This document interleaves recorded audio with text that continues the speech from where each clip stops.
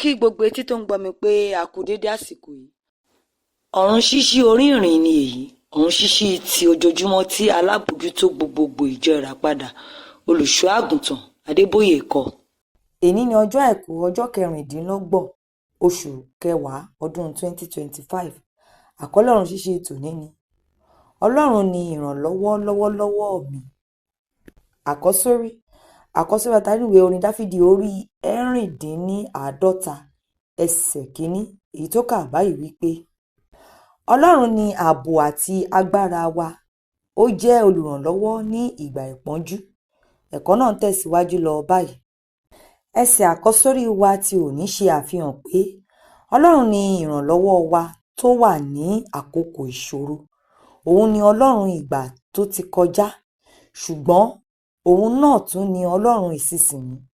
Ó lè ṣàtúnṣe ohunkóhun tó ń yọ ayé rẹ lẹ́nu lọ́wọ́lọ́wọ́ nítorí àbájáde àwọn àṣìṣe tó ṣe sẹ́yìn.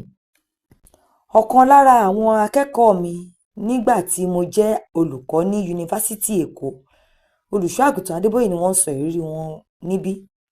Wá bá mi lọ́pọ̀ ọdún sẹ́yìn. Ó ní ìṣòro kan. Ó máa ń làágùn nígbà gbogbo, ó sì máa ń rùn gan-an. Kò sí ẹni tó lè jókòó lẹ́gbẹ̀ẹ́ rẹ̀ nítorí bí ó ṣe máa ń rùn.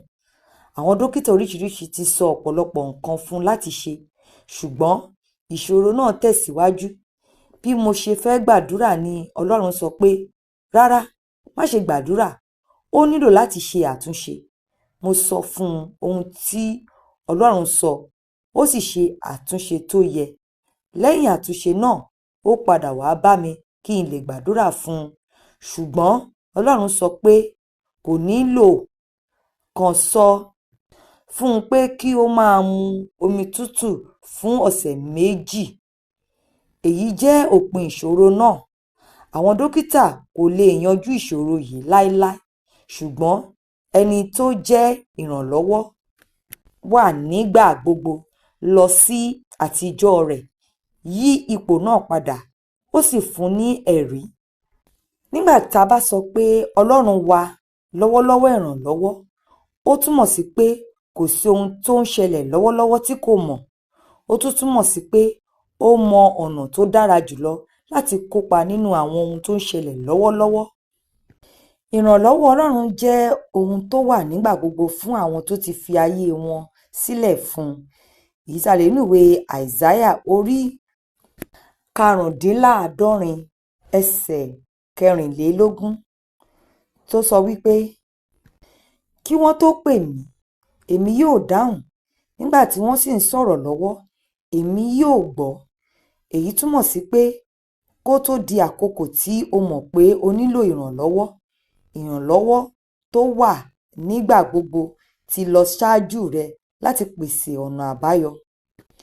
Mo gbàdúrà pé wàá ní ìrírí púpọ̀ sí i ti ìrànlọ́wọ́ Ọlọ́run tó péye tí a ti ṣètò láti ìsinsìnyí lọ ní orúkọ Jésù. Àmín. Síbẹ̀ mo gbọ́dọ̀ fi kún pé tí o kò bá tíì fi ayé rẹ pátápátá sílẹ̀ fún Jésù, o kò lè ní ààyè sí ìrànlọ́wọ́ rẹ̀ tó wà nígbà gbogbo. Má ṣe dàbí àwọn ènìyàn tó máa ń fọ́nu tàbí gbéraga nípa ìbáṣepọ̀ wọn pẹ̀lú Ọlọ́run ní àkókò tó ti kọjá, tí wọ́n sì ń retí kó ràn wọ́n lọ́wọ́ ní àsìkò yìí. Tí o bá ń jẹ gàba lórí ògo àtijọ́, àkókò ti tó láti tún ìbáṣepọ̀ rẹ pẹ̀lú Ọlọ́run ṣe. Nígbà tí o bá ṣe èyí, ìwọ yóò bẹ̀rẹ̀ sí ní rí ìrírí ìrànlọ́wọ́ rẹ̀ tó wà nígbà gbogbo. Ka ìwé orin Dáfídì orí 50 ẹsẹ̀ 1 dé 11. Bíbélì ní ọdún kan. Ìwé Lúùkù orí 11 dé 12. Kókó ọ̀rọ̀: Ọlọ́run ni ìrànlọ́wọ́ tó wà nígbà gbogbo fún àwọn tó mọ̀ ọ́ gẹ́gẹ́ bí Olúwa wọn lọ́wọ́lọ́wọ́. Ẹ ṣé tí ẹ tẹ́tí sí ọ̀run ṣíṣí orí ìrìn ti òní. Ọ̀run ṣíṣí orí ìrìn wà lórí TikTok, Facebook àti YouTube.